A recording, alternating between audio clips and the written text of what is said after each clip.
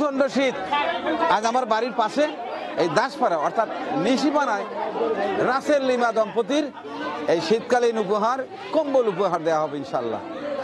ওরা এই পাশটায় আছে, এই পাশটায় বড় একটা পাড়া, এই পাশটায় ওদের মন্দির। সবাইকে এই মন্দির প্রাঙ্গণে নিয়ে আসছি, এখান থেকে দিয়ে দেবো ইনশাল্লাহ। আপনাদের সবার জন্যই আছে, আপনার স্বামীও পাবেন, স্ত্রীও পাবে, যদি সমস্ত মেয়ে থাকে বড় সেও পাবে।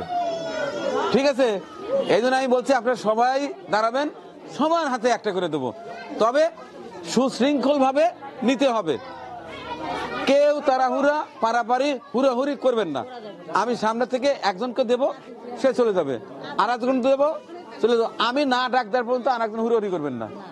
এখানে আমাকে সহযোগিতা করবে আমার এই যে প্রিয় কয়জন মানুষ আছে, মোহাম্মদ আছে, জিন্না ভাই আছে, রাসেল হাজি রাসেল আছে, আমাদের রাজ্জাক ভাই আছে, সবাই সহযোগিতা করবে। আপনারা এই পাশ থেকে আমাকে একটা করে দিয়ে দিবেন।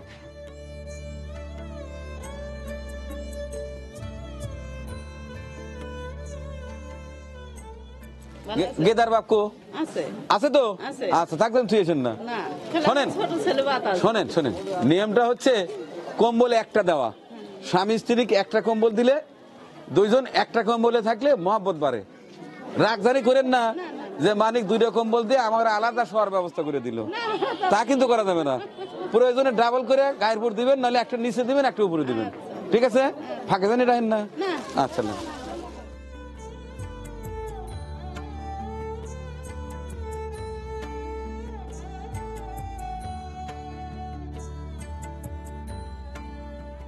যাও নাও।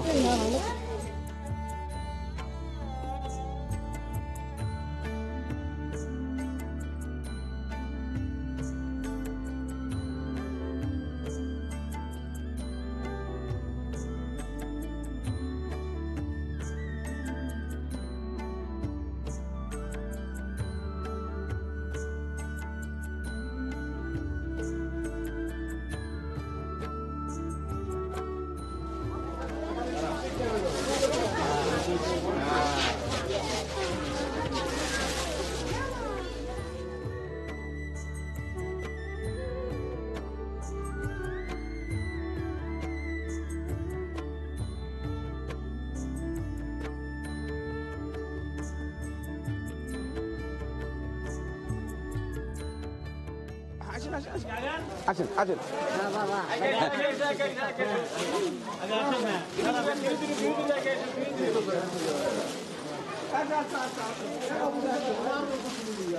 শোনো, সিস্টেম দেখো, কারো কিছু জুলুম হইতেছে না। না না, এদিক দেশ, এদিক দেশ, এদিক এসে আসো আসো, যাও যাও যাও।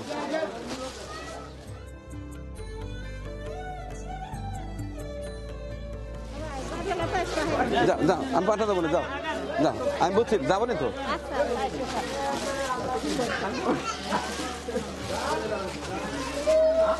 একটু টাইম লাগে না,